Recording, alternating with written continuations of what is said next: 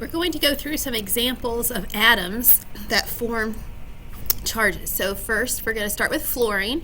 We're going to write down its electron configuration: 1s2, 2s2, 2p5. Okay, it says circle the valence electrons. So what we're going to do is we're going to circle the electrons in the outermost energy level. For fluorine, it's going to be the S2 and the P5. It's because it's the second energy level is the highest one for fluorine.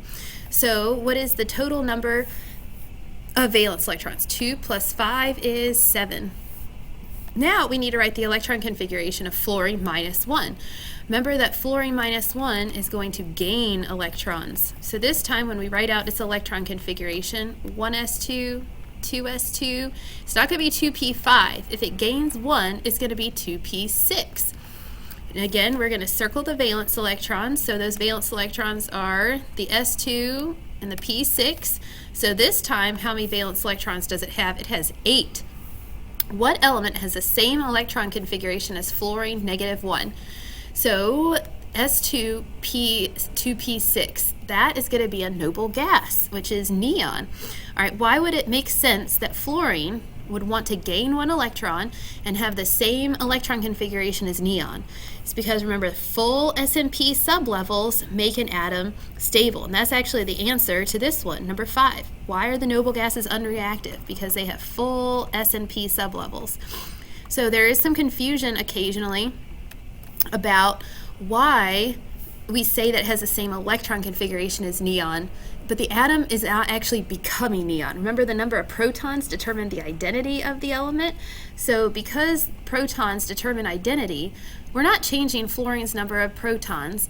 Fluorine's still going to have 9 protons. In order to actually, quote, become neon, it would have to have 10 protons. So fluorine is going to have 9 protons. It's not becoming neon. It just happens to have the same electron configuration as neon in order to become stable. All right, let's try another example. We're going to do calcium. Calcium is going to be 1s2, 2s2, 2p6, 3s2, 3p6, 4s2.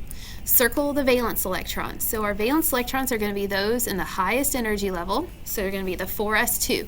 So how many valence electrons does calcium have? It's going to have 2.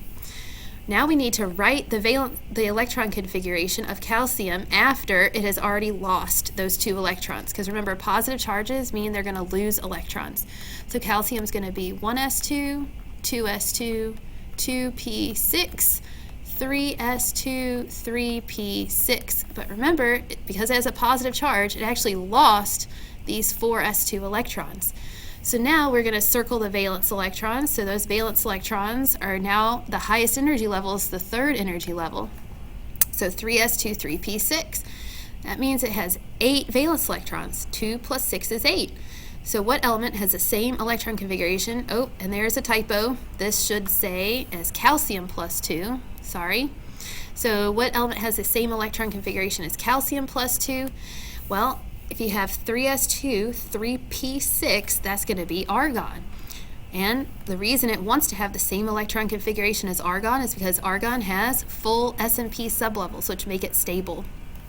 Okay, let's go ahead and do the electron configurations of phosphorus minus 3. Phosphorus minus 3 is going to be 1s2, 2s2, 2p6, 3s2. All right, now 3p. Now regular phosphorus is going to be 3p3, but this is not regular phosphorus. This is phosphorus after it has gained 3 electrons. All right, where is it going to gain them? It's going to gain those electrons in its outermost energy level, so it's not going to be 3p3 any longer. We're going to need to erase that 3p3, and instead it's going to be 3p6. All right, so now we need to, again, circle those valence electrons. So the valence electrons are going to be the highest energy level, the 3s2, the 3p6, and again, it's going to have 8 valence electrons because 8 valence electrons mean full S and P sublevels, and it's going to be a stable atom. All right, let's go ahead and try potassium plus 1. I'm going to start with just regular potassium. 1s2, 2s2, 2p6, 3s2, 3p6, 4s1. But it's not regular potassium. It's going to be potassium plus 1, which means it's going to lose one of its valence electrons. All right, which one is it going to lose? It's going to lose the 4s1, its outermost electron. So we need to get rid of that 4s1. So I'm going to take my eraser. I'm going to erase the 4s1. Oh, this is hard to do. Okay, there we go. So now we need to circle the valence electrons. You're going to notice something similar.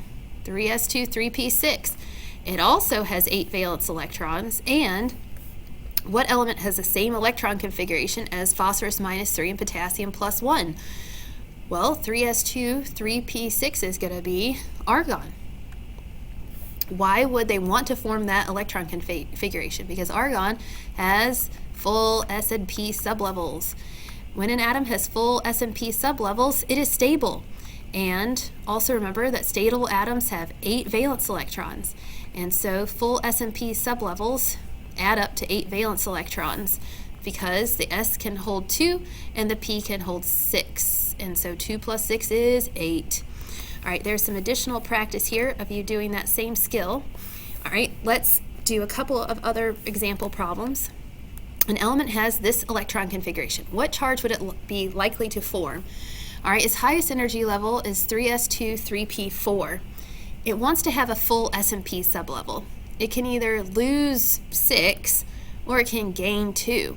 If it gains 2, it's going to be 3p6.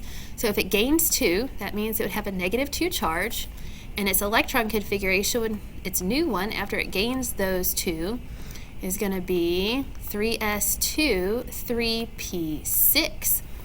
Why would it want to form this electron configuration? Are you getting the theme? Full S and P sublevels. All right, let's go to the next example. What element has the electron configuration of this? All right, so 3s1. That element is going to be sodium. What charge would it be likely to form? All right, for sodium, it can either gain 7 or lose 1. Losing 1 is going to be far easier. So if you lose 1, you're going to have a +1 charge. What would its electron configuration be? Well, if it loses that outermost electron, it's going to end up being, 2p6. All right, again, why would it want to form this electron configuration? It would have full S and P sublevels. So this is a theme of the whole lesson. Atoms gain and lose, so you can have a full S and P sublevel in their highest energy level. The 2s2, 2p6 is full. That means that the atom is stable and it is very happy.